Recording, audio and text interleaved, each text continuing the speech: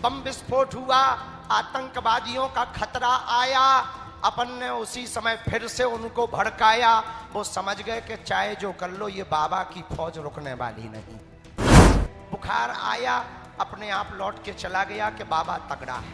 हम थके नहीं हैं, बस थोड़ा सा सोच रहे हैं कि अब ये तो हो गया, अब आगे क्या करना है उसकी तैयारी कर रहे हैं। कहीं ये पदयात्रा शोभा यात्रा तो नहीं बन गई, कहीं ये पदयात्रा केवल कलश यात्रा जैसी तो नहीं रह गई। ये सब जो पदयात्री आए हैं ना, यदि आप वचन दे दोगे तो इनको इतना सुख मिलेगा कि इनकी पदयात्रा सफल हो गई है। सरहद पर खड़ा जवान और खेत का कड़ा किसान, वो भी सामने हैं। पूरे ब्रजवासी हैं, सभी पदयात्री हैं, और कुछ लोग यहां तन से हैं, कुछ लोग तन से तो बांके बिहारी के वहां दर्शन करने की लाइन में हैं, पर मन उनका यही है। कई लोग घर बैठ करके देख रहे हैं, कई लोग लाइव देख रहे हैं, कई लोग केवल वहां रोड पर सुन रहे, कुछ बगल के भंडारे में सुन रहे। जो जो जहां जहां हैं, आप सबके हृदय में जो राम जी हैं, हम उनके चरणों को प्रणाम करते हैं। भैया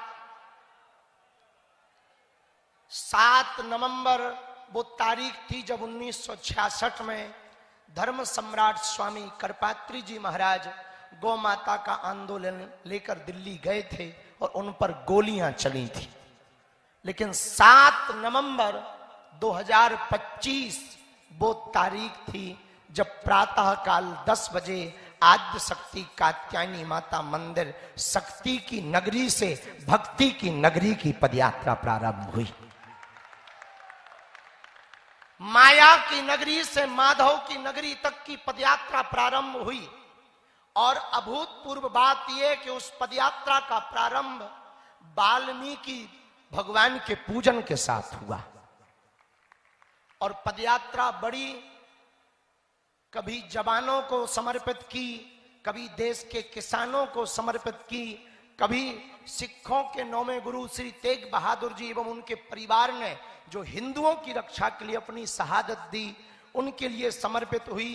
कभी शहीदों के लिए दिवसीय यात्रा रही। हर वर्ग, हर पंथ, सब संत, सभी मतों वाले, क्या बालक क्या वृद्ध, जहां देखो दिल्ली, हरियाणा, उत्तर प्रदेश, सभी जगहों पर केवल और केवल पदयात्रा के साथ कदम से कदम सब मिला करके चल रहे थे। आज पदयात्रा का विराम दिन है। सबने कहा कि बोलो, बार बार मन प्रातः काल जैसे ही हम ब्रिज में प्रवेश भय और जैसे ही मोड़ पर आए, वृंदावन में जब प्रवेश भय और मोड़ पर आए गरुड़ गोविंद जी के आगे से, उसी वक्त भैया ने कहा कि यहाँ ब्रजरज है, अब यहां से वृंदावन की सीमा प्रारंभ हो गई। और जब ब्रजरज शरीर में लगाई, प्रणाम किया, तो हमारे मन में एक ही बात आई कि ठाकुर जी अब आपके श्री चरण शरण में हम आ गए हैं। हमारे बालाजी आए हैं और देश के कोने कोने से सभी सनातनी हिंदू आए हुए हैं जो सिर्फ सनातन के लिए, हिंदुत्व के लिए यहां पर एकजुट हुए हैं। ब्रजरज को माथे लगाया और धन्य है सभी पदयात्री। इतना अपार कष्ट आपको हुआ, इतनी पीड़ा आपको उठानी पड़ी। हम विशेषतया ब्रजवासी और पदयात्री जो तीनों प्रदेशों में मिले भी हैं, उन सबको हम हाथ जोड़कर क्षमा मांग रहे कि भैया आप बड़ी आशा अपेक्षा के साथ दिन दिन भर धूप में खड़े रह करके पदयात्रा का दर्शन करने आए थे।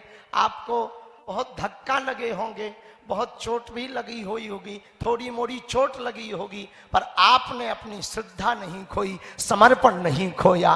धन्य है आपकी श्रद्धा, धन्य है आपकी आस्था। हम बार बार आपको धन्यवाद कर रहे हैं। आज कुछ भी बोलने का मन नहीं हो रहा।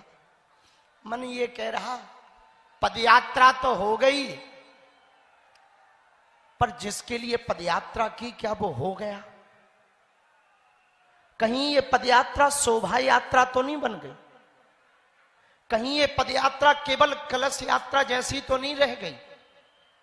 जो इन संतों ने त्याग किया, पूज्य बद्रीनाथ वाले महाराज जी और हनुमानगढ़ी बाबा को तो सब जानते हैं, लेकिन वर्तमान में जिनके कारण सबसे ज्यादा हनुमानगढ़ी की याद आ रही तो वो है महंत पूज्य श्री राजूदास जी महाराज जी। इन सब संतों ने बड़ा कष्ट सहा, छोटे छोटे बालकों ने कष्ट सहा, धक्के खा गए फिर भी उठे। वृद्ध माताएं व्हील चेयर पर पदयात्री चले, कलश लेकर पदयात्री चले, केवल इसलिए चले कि हम यदि हिंदू एक हो जाएंगे तो भारत में दंगा नहीं गंगा बहेगी।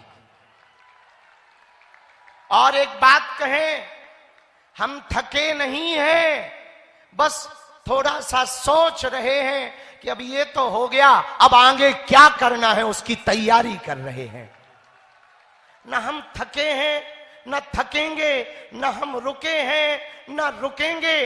पदयात्रा हमारा विचार और केवल संकल्प इतना था कि पदयात्रा होगी तो हिंदुओं की आने वाली पीढ़ियां बचेंगी, तुम्हारी संतति बचेगी, तुम्हारी संपत्ति बचेगी, तुम्हारे मठ बचेंगे, तुम्हारे मंदिर बचेंगे, तुम्हारी बेटियां बचेंगी और तुम्हारी रोटियां बचेंगी।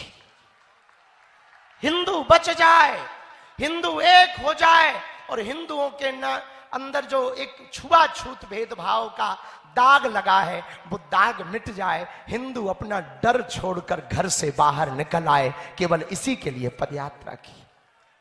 पदयात्रा के प्रारंभ में ही लोगों ने धमकाने का काम किया, लोगों ने विरोध किया, यहां तक कि अद्भुत आस्था आप सबकी देखें भैया।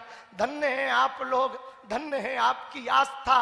बम विस्फोट हो गया, पूरे देश में हड़कंप दिल्ली के बम ब्लास्ट की हुई, पर धन्य है सनातन हिंदुओं, तुम बम का विस्फोट होने के बावजूद भी डरे नहीं, आगे बढ़े और चलते रहे चलते रहे। और आज हम सब वृंदावन पहुंच ही गए, आज ठाकुर जी की नगरी पहुंच ही गए। आज हम सबकी ये यात्रा विराम हो रही है तन की, अब आगे पदयात्रा करेंगे मन की और विचारों की। जब घर जाएंगे तो केवल ताली बजाकर सेल्फी खींचकर नहीं जाएंगे, घर जाएंगे तो 5 प्रण लेकर जाएंगे। कितने प्रण? जरा जोर से बोलो, कितने प्रण लेकर जाओगे? कौन कौन लेकर जाएगा? हाथ उठाओ। पक्का 5 प्रण लेकर के जाना है। पहला प्रण है जुड़ो और जोड़ो, जुड़ो और जुड़ो और, जरा जोर से बोलो, जुड़ो और। पूछो कैसे?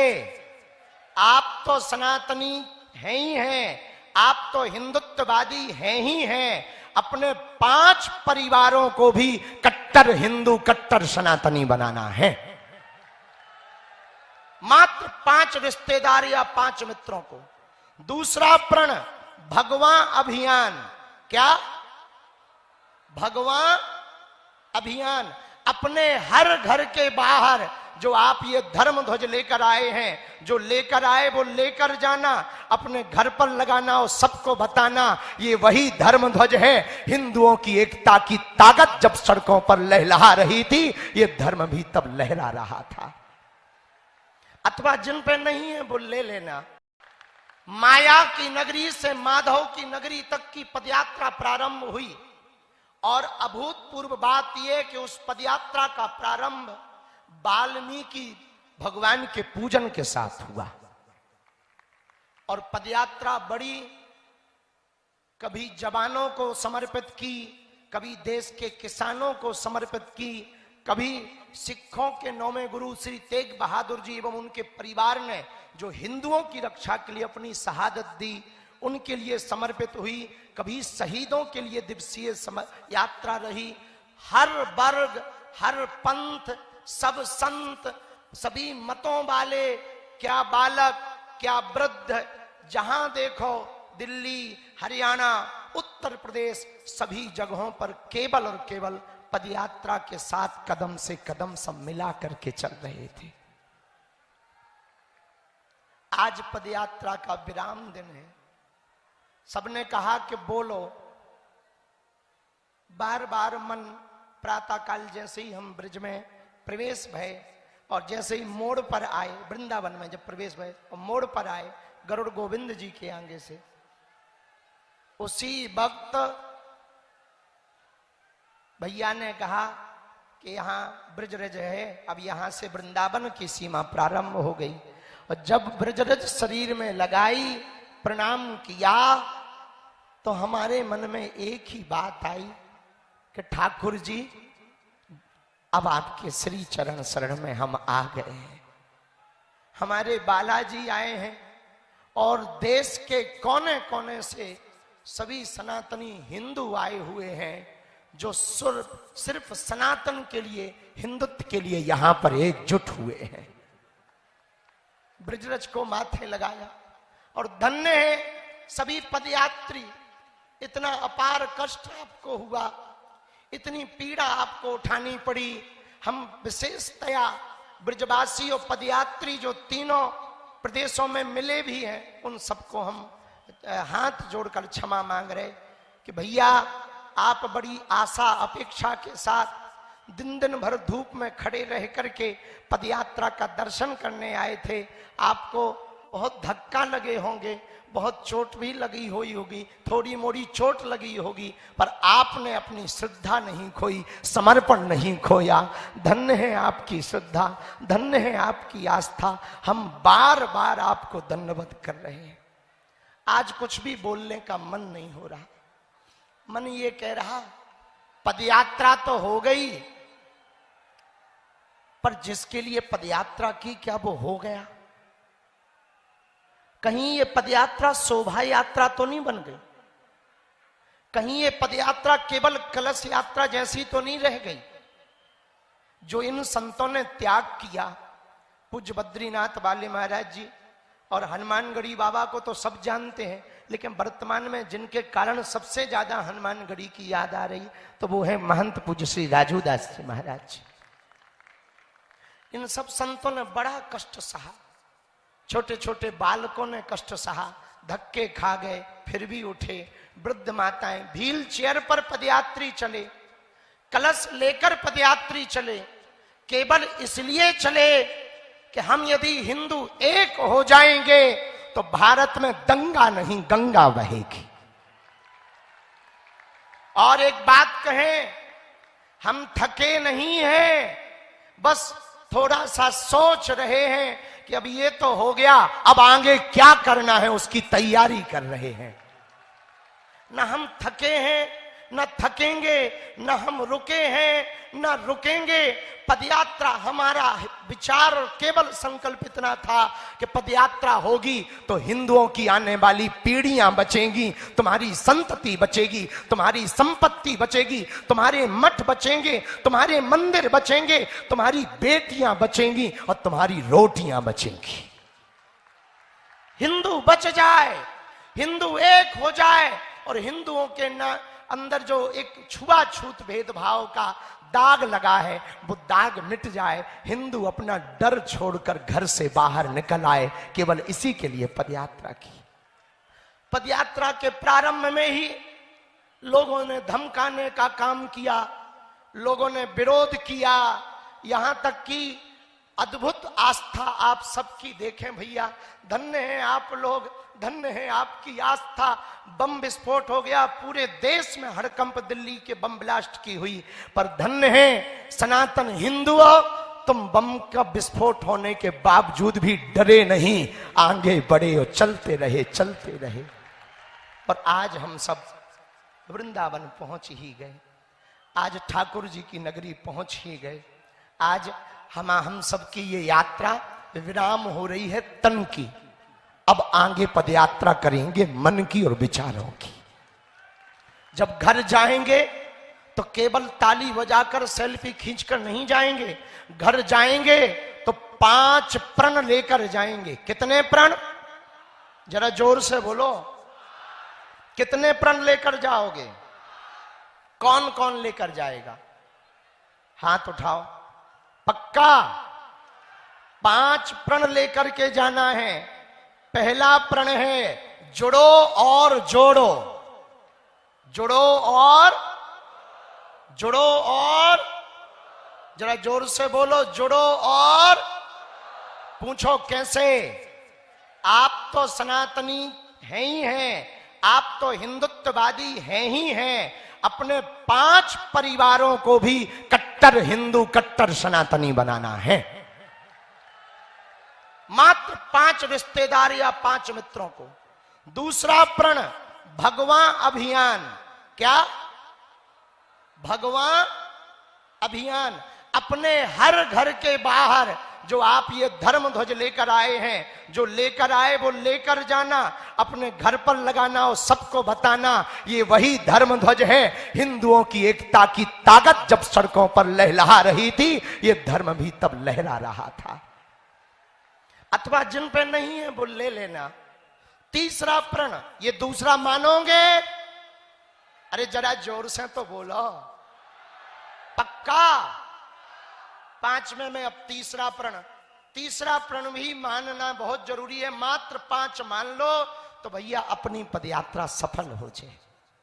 तीसरा प्रण है साधु संतों का कमंडल और बागेश्वर धाम का मंडल। जब जब देश के हिंदुओं पर खतरा आएगा, सबसे आगे आएगा। चाहे 1000 काम छोड़ने पड़े, 100 काम छोड़ने पड़े, इस पदयात्रा के मध्य में बहुत से आर्मी वाले जो आर्मी में हैं वो सैनिक वीर आए और हमने कहा कि आप सरहद जो सेवा क्यों छोड़ के आ गए, ड्यूटी क्यों छोड़ के आए? बोले गुरुजी हमने 15 दिन की छुट्टी ली है। देश की सेवा तो हम कर ही रहे हैं, पर देश के अंदर भी एक सेवा जरूरी है। सनातन बचेगा तो हमारी वहां की लड़ाई थोड़ा कम हो जाएगी, वहां हमें थोड़ा सुकून मिलने लगेगा, इसलिए हम आपके साथ आए हैं। तो तीसरा संकल्प है साधु संतों का कमंडल और बागेश्वर धाम का मंडल। हम सबको गांव गांव में एक एक मंडल गठन करना है और उस मंडल के द्वारा अवैध धर्मांतरण, जीर्ण शीर्ण पड़े मंदिर और गांव भर में हर 1-2 महीने में एक यात्रा निकालनी है, गांव की सनातन हिंदू एकता पद यात्रा। चौथा संकल्प और आवश्यक है, वो ब्रज में भी जरूरी, देश के कोने कोने में जरूरी, हर क्षेत्र में जरूरी है। चौथा संकल्प लेने के लिए कौन कौन तैयार है?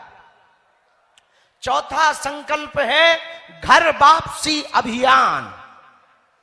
जो अपने वाले चले गए उन्हें बुलाओ कि बेटा यही समय है, सही समय है, वापस आओ। और उसके लिए जो मंडल गांव गांव में बने, उनकी प्राथमिक जिम्मेदारी यही होगी कि धर्मांतरण होने ना पावे और जो हो गए वो घर कैसे वापस आवे। ये कार्य यदि चौथा वो मंडल के अंदर ही करना है, मंडल के साथ ही करना है। मंडल का मतलब बागेश्वर धाम नहीं, आप चाहे जिस मंडल से जुड़ जाना, अपना नया भी बना लेना, पर मंडल इसके लिए बनाना कि हमारे पहले गांव में एकता हो। गांव में एकता होगी तो शहरों में होगी, शहरों में होगी तो प्रदेश में होगी, और प्रदेश में होगी तो देश में एकता होगी। और 5वां और अंतिम संकल्प कौन कौन पदयात्री लेकर जाना चाहते? जय श्री राम जरा बोल के बताओ। जय श्री राम बोलो। भारत देश में जितने तीर्थ हैं, जिन पदयात्रियों के पास नजदीक में जो तीर्थ है, उस तीर्थ देवालय मंदिर के आसपास भारत में मांस मदिरा की दुकान नहीं होगी। जहां भगवान होगा वहां दुकान नहीं होगी। और ब्रज के लोग आए हैं, हम 150 किलोमीटर चल के आ गए, थके तो नहीं है। बुखार आया, अपने आप लौट के चला गया कि बाबा तगड़ा है। बीच में बम विस्फोट हुआ, आतंकवादियों का खतरा आया, अपन ने उसी समय फिर से उनको भड़काया। वो समझ गए कि चाहे जो कर लो, ये बाबा की फौज रुकने वाली नहीं। आगे बढ़े, कई विधर्मी आए, उन्होंने केवल बातों से धमकाया, फिर भी ना पदयात्री रुक पाए, क्योंकि ये सब सनातनी पक्के थे। और हमको लगता है भैया, ऐसा हमने तो अपने जीवन में पहली बार देखा, और उसमें बहुत कृपा की ब्रज ने, दिल्ली ने, हरियाणा ने, सभी जनों ने, पर विशेषतया जो ब्रज ने कृपा की वो किसी ने कृपा नहीं की। लेकिन यहां ब्रजवासी कितने बैठे हैं? अच्छा, तुम हो है?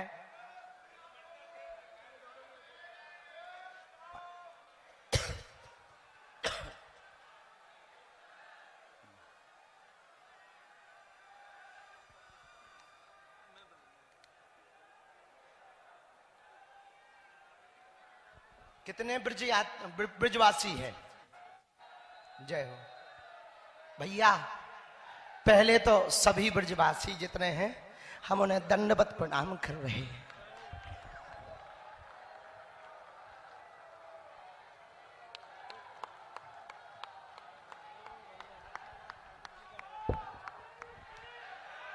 आपने जो कृपा की, आपने जो आशीर्वाद दिया, गले लगो ब्रजवासी।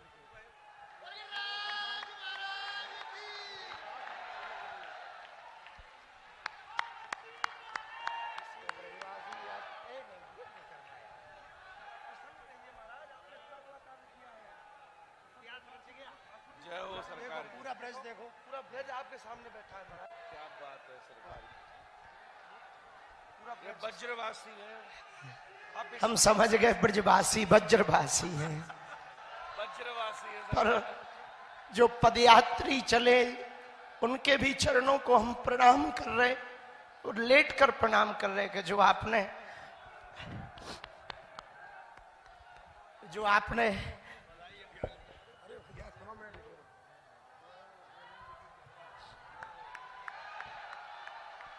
जो आप सबने कृपा की वो हम चुका नहीं पाएंगे। पर भैया, आप सबके लिए सब जन चले, अब ब्रजवासी हमको एक आशीर्वाद और दे दें तो हमें लगेगा हमारी पदयात्रा सफल हो गई। नहीं तो हमको लगेगा कि आशीर्वाद तो मिला, थोड़ी हमारी ही चूक रह गई। अब वो हमको आशीर्वाद चाहिए कि भले ही आप कुछ भी करो, ब्रजवासी जो करने पर रुक जाएं, आगे बढ़ जाएं, वो कभी फेल नहीं होता है। जब ठाकुर जी को गोवर्धन पर्वत आप सबने उठवा दिया, बड़ी बड़ी लीला करवा दी, एक वचन दे दो, जहां वृंदावन में अंदर जाते ही पूज्य बाबा प्रेमानंद जी परिक्रमा के लिए मुड़ते हैं, वहां भी एक मदिरा की दुकान है। छठी कला में प्रियाकांत जू के पूर्व में जहां मुड़ते हैं, उसके कुछ दूर पूर्व ही मदिरा की दुकान है।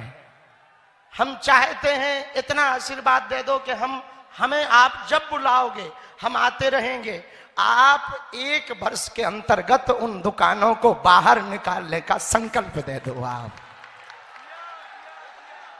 चाहे जो करना पड़े, जिसकी दुकान है हाथ जोड़ने पड़े, जो दुकान लगाए हम उसके पैर पकड़ने को तैयार हैं। पर ब्रज हमारा प्राण है, कृष्ण हमारे प्राण हैं। उनकी भूमि पर यदि मदिरा बिकेगी तो पदयात्री और परिक्रमा वासियों के दिल में क्या बात जाएगी प्रभु के प्रति और ब्रजवासियों के प्रति। इसलिए हमारी प्रार्थना है कि जहां पूरी दुनिया आ रही वहां की दुकानें यदि बंद हो जाएंगी तो हमारे जितने बागेश्वर धाम के बिहार का मंडल, छत्तीसगढ़ का मंडल, गुजरात का मंडल, मध्य प्रदेश का मंडल और महाराष्ट्र, दिल्ली, जहां जहां के मंडल, सुंदरकांड मंडल, महाराज जी 7,000 सेवादार और जो रस्सी चला रहे उनके हाथ फट गए, पैर फट गए, लेकिन वो रस्सी पकड़े हुए हैं, रस्सी नहीं गिरने दे रहे। झंडा वाले झंडा नया नहीं लेते, वही 9-10 दिन तक झंडा लेकर चल रहे हैं। ये सब जो पदयात्री आए हैं ना,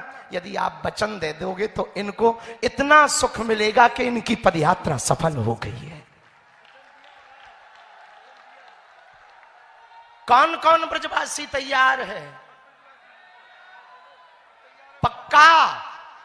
अरे जोर से तो बोलो। यदि वो दुकान वाले हमारे प्रणाम करने के बाद भी नहीं माने तो आप लोग कागजी पुलिस प्रशासन जो अधिकारी नेता होते हैं उनसे कहोगे, 1 साल में वो बाहर हो जाएंगी। अरे जय हो तुम्हारी, फिर तो हम भी ब्रजवासी हो जाएंगे। अभी भी हैं ब्रजरज की बहुत महिमा है, अभी भी हैं।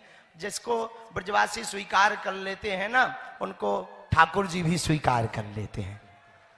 और हमें तो खूब आशीर्वाद मिला प्रारंभ से ही। पूज्य शांति दूत पूज्य भ्राता श्री देवकी नंदन ठाकुर जी, पूज्य भ्राता श्री पुंडरी गोस्वामी जी और हमारे अनुज अति प्रिय श्री आचार्य इंद्रेश उपाध्याय जी, खूब प्रेम, खूब लाड़ दुलार, खूब कृपा। और एक नाम हम लेकिन लेना बहुत आवश्यक है इस क्रम में। ये पदयात्रा में आप जो 10 दिनों तक भंडारा पाते रहे ना, वो गौरी गोपाल आश्रम की कृपा है। ये एक बार ताली जोरदार बजा करके धन्यवाद दो। ऐसी अभूतपूर्व कि पहले ही दिन जब बैठक हुई थी तो आपने मंच से कहा था, महाराज जी आप पदयात्रा करके लोगों को लाओ, हम खिलाएंगे। ये अभूतपूर्व, ये बड़ी कृपा हुई। तो आपने भी बड़ी कृपा की, महंत जी ने भी बड़ी कृपा की, सभी महापुरुषों ने कृपा की। बीच बीच में बहुत से महापुरुष कोई ना कोई आते रहे। ब्रजवासियों को, हरियाणा वालों को, दिल्ली वालों को रास्ते में धक्का जरूर लगा होगा, पर एक बात कहना चाह रहे, ये धक्का आपके बच्चों को भविष्य में दूसरे मजहबियों का धक्का ना लगने देगा। जो भविष्य में कालांतर में दूसरे मजहबियों का धक्का, देखो हम ना मुसलमानों के विरोधी हैं ना ईसाइयों के विरोधी हैं। कुछ लोग इस देश में तिरंगा में चांद देखना चाहते हैं, हम चांद पे तिरंगा देखना चाहते हैं। हो सकता हमारी बुराई हो इस बात की, लेकिन हम फिर कहना चाह रहे हैं कि उनके में डॉक्टर पढ़ा लिखा भी आतंकवादी होता है। और इतनी बड़ी पदयात्रा आ गई, भगवान की कृपा से हनुमान जी ने किसी को कुछ नहीं होने दिया। उनके में डॉक्टर भी आतंकवादी है, उनके में पढ़े लिखे भी मजहबी कट्टरपंथी विचारधारा की सोच रखते हैं। वो कभी नहीं कहते कि हमें गर्व है कि हम मुसलमान हैं, क्योंकि वो अपनी परंपरा का पालन करते हैं।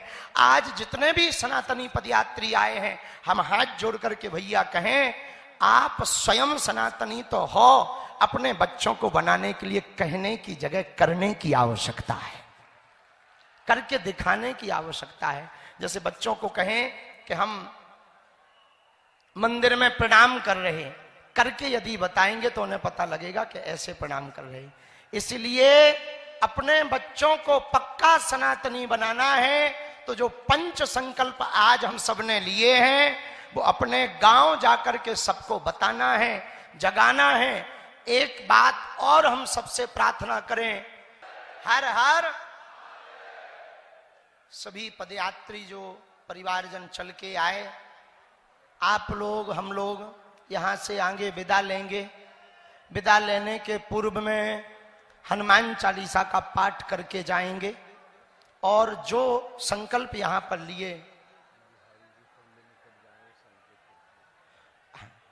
जो यहां पर उपस्थित हैं वो इस बात को भी सुने कि ठाकुर जी के मंदिर में यदि आपके दर्शन ना हो पाए तो मन परेशान ना रखना, हम आपके बदले प्रणाम कर आएंगे। और जिन पे साधन है वो गोवर्धन जी के दर्शन कर आना, क्योंकि ठाकुर जी स्वयं ब्रजवासियों को लेकर के गिरिराज जी की पूजा कराने जाते हैं। तीसरी बात,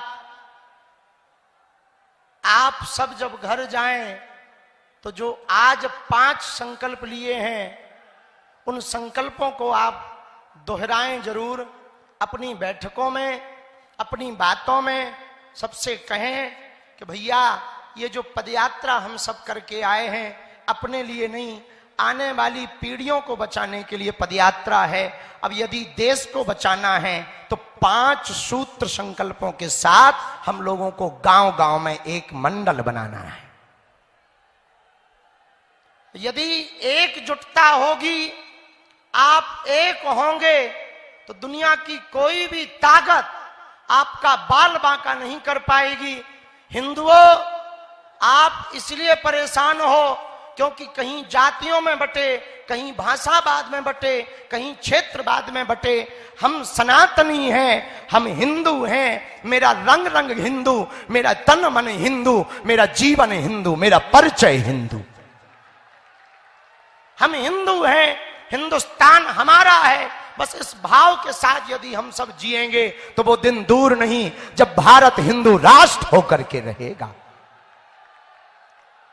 और एक बात सुनो, इस पदयात्रा ने अनेकता फैलाने वालों के मुंह पर तमाचा मारा है। जब लाखों सनातनी सड़कों पर चले तो मानो एकता का समुद्र बहता चला जा रहा हो, ऐसा दिखाई पड़ा। और जो कट्टरपंथी विचारधारा के लोग थे, उन लोगों ने भी अंततोगत्वा हार मानी और मुसलमान धर्म के लोगों ने भी पदयात्रा का स्वागत किया। यह पदयात्रा आपकी एकता के कारण, आप सबके इतने समर्पण के कारण सफल हो पाई है। हमारी प्रार्थना है जैसे आज आप पदयात्रा के लिए एकत्रित हुए, किसी भी हिंदू के ऊपर, सनातनी पर कोई हमला होना, तो यदि आप उनके लिए ऐसे एकजुट हो जाएंगे तो भारत में देश विरोधी और सनातन विरोधी रह नहीं पाएंगे। ये पदयात्रा की सामाजिक समरसता भोजों ने गांव गांव में संकल्प दिलाया कि हम भेदभाव नहीं करेंगे, छुआछूत नहीं करेंगे। रामानंदाचार्य भगवान ने कहा, हरि को भजे सो हरि को होई, जात पात पूछे नहीं कोई। जो भगवान का भजे सो वो भगवान का ही होता है, कोई ऊंच नीच नहीं, कोई छुआछूत नहीं। ऐसे 28 जगहों पर सामाजिक समरसता के भोज हुए इस पदयात्रा में। और जब 5 करोड़ की आबादी के बीच से ये पदयात्रा निकली तो चारों तरफ संतों का साथ, संतों का हाथ, महात्माओं का साथ, ब्रजवासियों का साथ, हरियाणा वालों का साथ, दिल्ली वालों का साथ, हाथ में हाथ था। वहां ना जात थी ना पात थी, केवल हाथ में हाथ था एकता का, सनातनी एकता का। और इस पदयात्रा का एक लाभ और हुआ कि इन 10 दिनों में जो हिंदुओं को गलत समझते थे, उनके मुंह पर तमाचा लगा कि तुम्हारी जब यात्राएं निकलती हैं तो गजवाए हिंद के नारे होते हैं या मारने काटने सरतन से जुदा करने की बातें होती हैं, लेकिन हमारी जब यात्रा निकलती है तो केवल भगवान की चर्चा होती है, एकता की चर्चा होती है, राम की चर्चा होती है, राष्ट्र की चर्चा होती है और वसुदेव कुटुंबकम की चर्चा होती है। विश्व में शांति की बात करते हैं। और कुछ लोग ऐसे हैं जो इस देश में यात्रा करके, मजहबी कट्टरपंथी लोग विश्व में अशांति की बातें करते हैं। हम हिंदुओं से कहेंगे, यदि आप एकजुट रहेंगे तो हमारे गुरुजी वाला सिद्धांत सिद्ध होगा कि यदि तुम छेड़ोगे तो छोड़ा नहीं जाएगा। इस पदयात्रा से एक लाभ और हुआ। तुम्हें जल्दी तो नहीं है, हमें ऐसा लग रहा क्या क्या बोल दे, बहुत रह गए ऐसे बोलने को, अनुभव रह गए। फिर मन कर रहा ये बोल वो बोल दो, फिर मन कर रहा अब बोलना क्या है, चुप होने में फायदा है। तो चुप हो जाएं कि बोलें? बोलें। सुनो भैया, इतना ही बोल रहे, ये पदयात्रा रुक ना जाए। हम यहां से घर जाएं तो अपने गांव में कर लेना, अपने जिला में कर लेना, अपने प्रदेश में करना, ताकि वहां यात्रा, एकता की यात्रा का सूत्र गांव गांव चला जाए। तब आप जब घर जाएं तो इतना कहना कि हम पदयात्रा से, लोग पूछेंगे क्या लेके आए, कहना पदयात्रा से हिंदू एकता के लिए फिर से पदयात्रा लेकर आए। और हम इस पदयात्रा की एक बड़ी खूबी रही, छोटे बालकों से लेकर के वृद्ध भी थे, आर्मी के जवान भी थे, एक दिन हल लेकर के किसान भी थे, एक दिन सभी सिखों के सभी गुरु और गुरु ग्रंथ साहब का अनुसरण करने वाले सभी अनुयायी थे।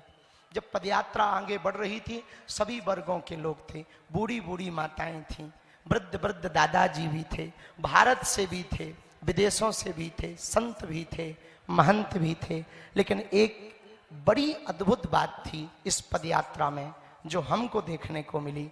अन्य मजहबों के लोग, बड़े बड़े ऊंचे पद पर बैठे लोग जब पदयात्रा में आए तो वो भी सड़क पर बैठे, और गांव का सबसे गरीब आदमी भी उनके बगल में सड़क पर बैठा। सिनेमा के लोग भी सड़क पर आए बैठने के लिए, और सत्ता के लोग भी सड़क पर आए बैठने के लिए। सिनेमा के बड़े बड़े लोग आई हैं। आज जब हम वृंदावन में प्रवेश कर रहे थे तो मध्य प्रदेश के मुख्यमंत्री जी आए, श्री मोहन यादव जी, उन्होंने सड़क पर बैठकर दीनहीनों के साथ सामाजिक समरसता का भोज किया, और उन्होंने कहा कि हम मंच नहीं जाएंगे, मंचों पे हम हमेशा जाते हैं, आप जैसे संत जब सड़कों पर उतरे हैं तो हम भी सड़क पर बैठ करके संदेशा देंगे। ऐसी अभूतपूर्व इसमें झांकी थी कि सब लोग सड़क पर थे। हम कहना ये चाह रहे हैं कि हम सब यदि एक जगह पर बैठेंगे, एक साथ चलेंगे, देखो न हमें हिंदू हृदय सम्राट बनना, न हमें हिंदुओं का पोस्टर बॉय बनना, न हमें नेता बनना, न हमें पार्टी खड़ी करनी, हमें तो केवल सनातन का सिपाही रहना है। पर एक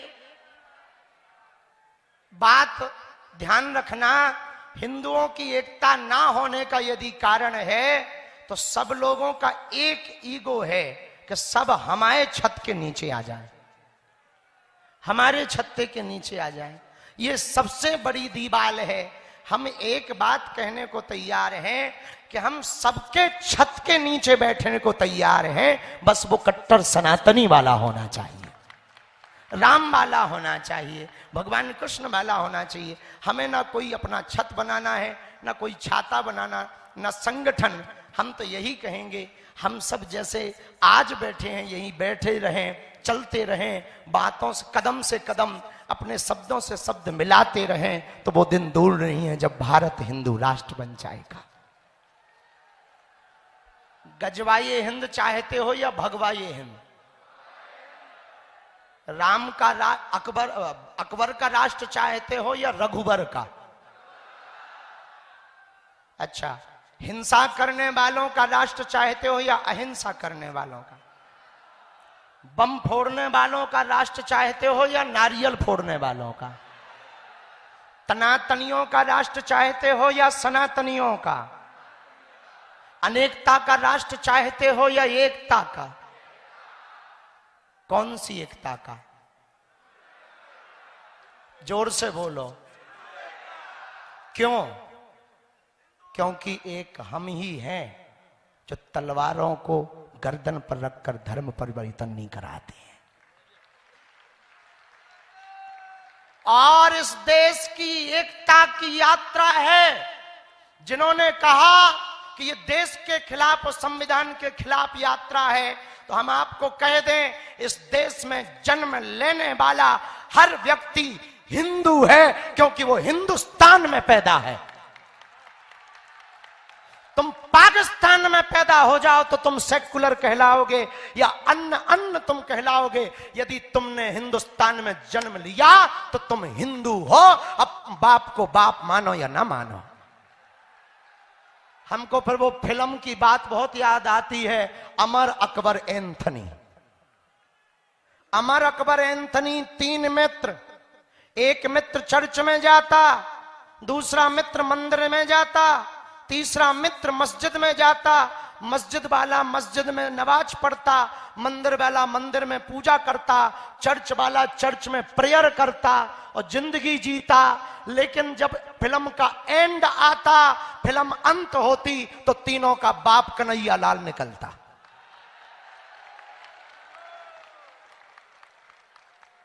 बताओ, जिंदगी निकल गई।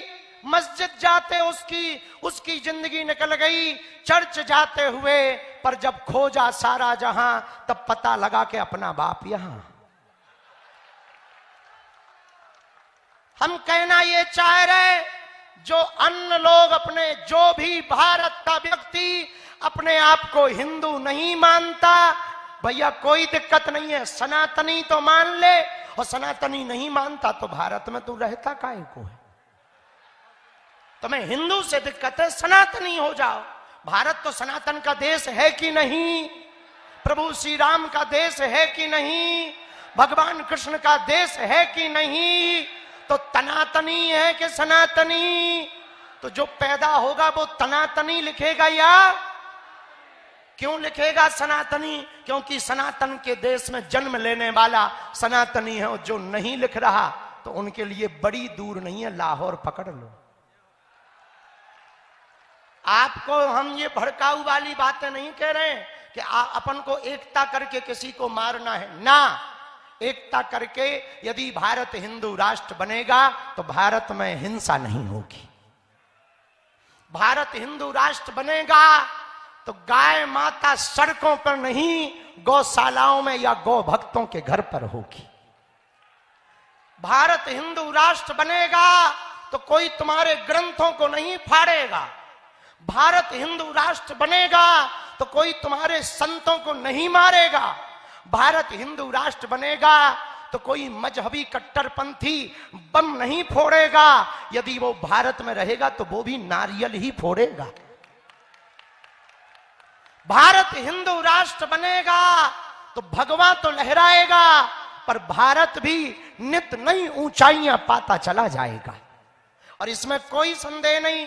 हम एक बात कह दें, हम किसी पार्टी या राजनीतिक व्यक्ति से बिल्कुल भी हमारा मतलब नहीं, क्योंकि जो जिस पार्टी में हिंदू है उस पार्टी की पदयात्रा लेकर हम आए हैं।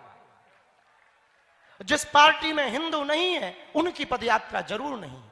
जिस पार्टी में सनातनी है उन सब की पदयात्रा लेकर आए। पर यह बात कहते हुए हमको अतिशयोक्ति नहीं कि जब ये पदयात्रा प्रारंभ हुई तो 90 साल की वृद्ध महिला भी साथ मिली, उन्होंने भी आशीर्वाद दिया।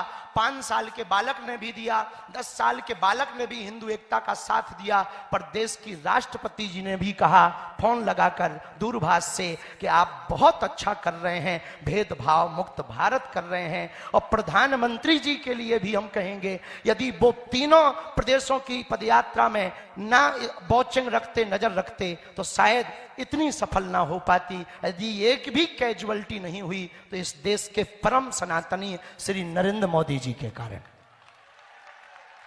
प्रधानमंत्री तो सबका होता है इसलिए नहीं, लेकिन उन्होंने बहुत बारीकी, वो सनातन के प्रति तो पक्के हैं ही हैं, चाहे वो रामलला के लिए हो, चाहे वो भगवान महादेव के लिए हो, कहीं के लिए, लेकिन सनातन के लिए तो पक्के हैं ही हैं। और जब उन्हें पता लगा कि पदयात्रा अमुक जगह पहुंची और दिल्ली में ऐसा हो गया, उसी रात पूरी पदयात्रियों की सुरक्षा के लिए स्पेशल आदेश निकला और 6000 पुलिस फोर्स प्लस बढ़ा करके पदयात्रा को सफल करवाया।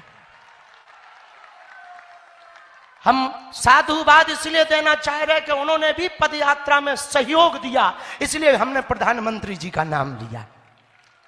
टेंट वालों ने सहयोग दिया तो हमने धन्यवाद कहा, सेवादारों ने सेवा की उनको धन्यवाद, ब्रजवासियों ने कृपा की उनको धन्यवाद। उसी प्रकार इस देश के प्रधानमंत्री ने देखा कि अनेक महात्मा और लाखों सनातनी सड़कों पर एकजुटता के लिए निकल रहे हैं, तो बोले हम आ तो नहीं सकते पर यहां से व्यवस्था पूरी करेंगे। देखे रहेंगे, उनका देखना ही काफी है। फिर पूज्य महाराज जी मिले तो भंडारा हो गया, कोई मिला, व्यवस्था बन गई और निर्विघ्नता से आज पदयात्रा संपन्न हुई। हम सभी सेवादारों को, सभी मंडलों को, सुंदरकांड मंडल को, बागेश्वर धाम की पूरी टीम को जिन्होंने दिन रात सेवा की, उन सबको साधुवाद देते हैं। हम फिर से 5 संकल्प दोहराएंगे। यदि आप वो संकल्प करना चाहें, कर रहे हैं और करेंगे ही, तो दोनों हाथ उठा लें। पहला संकल्प है जुड़ो और जोड़ो। बोलो जोर से। 5-5 परिवारों को हम लोग जोड़ेंगे। दूसरा संकल्प है भगवा अभियान। अपने घरों पर एक धर्म ध्वज लगाएंगे। तीसरा संकल्प है साधु संतों का कमंडल। और बागेश्वर धाम का या कोई भी मंडल, हनुमान जी का मंडल, ये बना करके कहो, ये बना करके हम हिंदुत्व के लिए कार्य करेंगे। चौथा संकल्प, घर वापसी अभियान। जो चले गए लोभ प्रलोभन में, उनको घर वापस लाएंगे। पांचवा संकल्प है संपूर्ण भारत के देवालय, तीर्थ, मंदिर और मंदिरों के आसपास बैठे भगवान, वहां नहीं रहेगी मांस मंदिरा की, वहां नहीं रहेगी मांस मंदिरा की। ये पांचों जो भी कार्य करें, यदि आप हमारे धाम पर आकर के बताएंगे तो हम आपके लिए हर वर्ष एक 15 दिन का सत्र धाम पर रखेंगे और आपके कदम से कदम मिलाकर चलेंगे।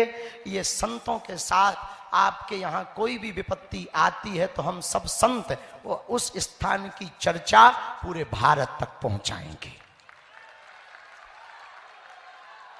बस ये 5 संकल्पों को आपको पूरा करना घर जाकर, और प्रेम पूर्वक इकट्ठे नहीं जाएंगे। अभी 2 मिनट रुकेंगे, इकट्ठे कोई नहीं जाएगा।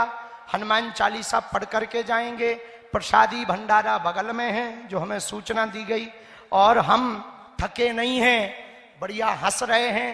अब चिंता ना करो, स्वास्थ्य बिल्कुल ठीक है। कल से ही हमको 300 बेटियों की शादी की तैयारी करनी है, क्योंकि 15 फरवरी को कन्या विवाह है। तो पदयात्रियों को, मंडलों को हम धाम पर मिलेंगे।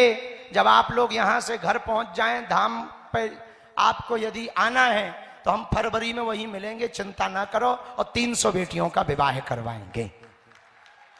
तो हम अगले काम में लगे गए हैं, तुम बिल्कुल चिंता ना करो। और ये काम भी भव्य दिव्य है, वो होगा। हमें हनुमान जी पर भरोसा है, क्योंकि उसमें भी हिंदू एकता है। सभी समाजों की मातृ पितृहीन बेटियां उसमें आती हैं। एक सूचना ये है कि द्वार पर बहुत ज्यादा भीड़ बढ़ रही है, तो इकट्ठा उठ करके नहीं जाना है, एक एक करके जाएं, क्योंकि अंत भला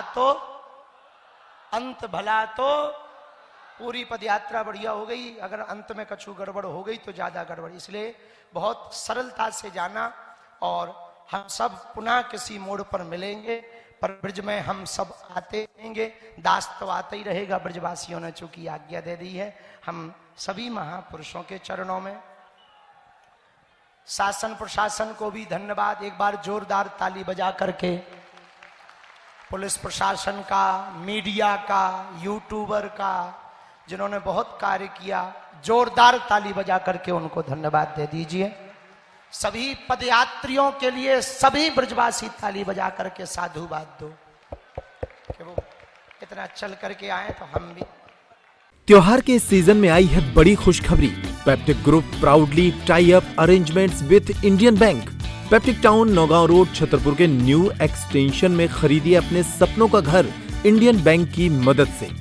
लोएस्ट इंटरेस्ट रेट और प्रोसेसिंग फीस पर पाइए हाउसिंग लोन। आज ही इन नंबरों पर कॉल करें।